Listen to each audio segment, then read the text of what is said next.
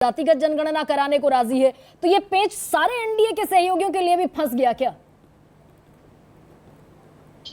गरिमा जी, देखिए कि ये एनडीए का मुद्दा नहीं है खाली, ये उस हर राजनीतिक दल का मुद्दा है जो ये सोचता है कि सामाजिक न्याय के अंतर्गत हमारे देश में रहने वाले सारे नागरिकों को उनका हक मिलना चाहिए। और उसी बात को आदरणीय अजीत दादा पवार ने भी कहा है और इसके पहले भी कहा। ये कोई नई बात नहीं है जो अभी उन्होंने जो हाल में इंटरव्यू दिया, इसके पहले भी राष्ट्रवादी कांग्रेस पार्टी ने भी इस मुद्दे पे हमेशा चर्चा की है और आदरणीय अजीत दादा पवार ने भी इस मुद्दे को कहा है। देखिए, और आप जिनके साथ खड़े हैं वो कोर्ट में हलफनामा दे देते हैं, वो संसद में खड़े होकर कह देते हैं कि ऐसा कोई विचार नहीं है, ऐसा कोई प्रस्ताव नहीं है।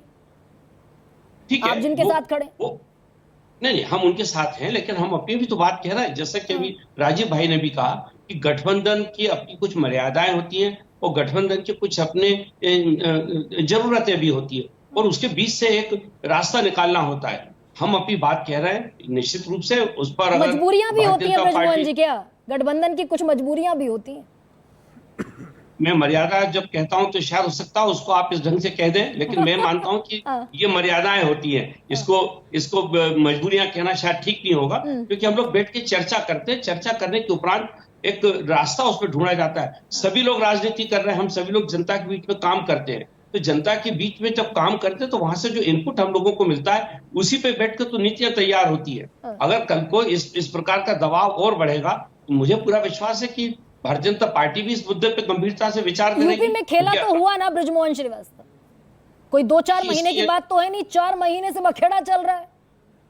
देखिए, इस पे दो बातें गरिमा जी। 4 साल से मुद्दा इस पे क्या है, आरक्षण के नियमों की अनदेखी की गई है, एक पहलू यह है। दूसरा क्या, या आरक्षण के नियमों की समीक्षा की जानी चाहिए। मुझे ऐसा लगता है हाईकोर्ट के आदेश का जब अध्ययन करते हैं तो मुझे ऐसा लगता है कि हाईकोर्ट ये कह रहा है कि वहां पर नियमों की अनदेखी हुई है और नियमों की अनदेखी अगर हुई है तो निश्चित रूप से जो इसके लिए जिम्मेदार लोग हैं उन पे वहां का शासन कार्रवाई भी करेगा। और जब ये जानबूझकर हुआ हो ब्रजमोहन श्रीवास्तव, ये इंटेंशनली हुआ हो, अब सुकेश गरिमा जी इंटरप्रिटेशन है, गरिमा जी इंटरप्रिटेशन, मैं इससे सहमत नहीं हूँ। आदरणीय योगी जी एक बहुत ही योग्य मुख्यमंत्री हैं। ब्रजमोहन जी, 2019 में एग्जाम हुआ, 2020 में 1.5 साल बाद रिजल्ट आया, मेरिट जब से आई तब से बवाल मचा हुआ है। 4.5 साल से सरकार अपने फैसले को डिफेंड करती रही। 21 में ओबीसी आयोग ने कह दिया गड़बड़ी हुई, आरक्षण नहीं मिला।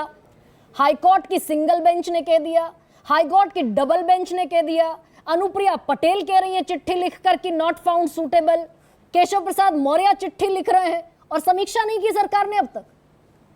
ये गंभीर मुद्दा है, इस पर सरकार को करना चाहिए। मैं तो ये मानता हूं कि आदरणीय योगी जी एक सक्षम मुख्यमंत्री हैं और उनको इस मुद्दे पे पहले निर्णय लेना चाहिए था, लेकिन अभी देरी हुई तो उसको सुधार लें। तो सुकेश, एक सवाल तो फिर ये है भाई, जातिगत जनगणना इंडिया का एक नैरेटिव है, जितनी आबादी उतना हक, इससे सामाजिक न्याय पुख्ता होगा, लेकिन ये मसला इंटेंशन का भी है क्या? ये तो ऑलरेडी गिवन है, रिजर्वेशन 27% ओबीसी को, एससी को, एसटी को ऑलरेडी डिक्लेयर्ड है।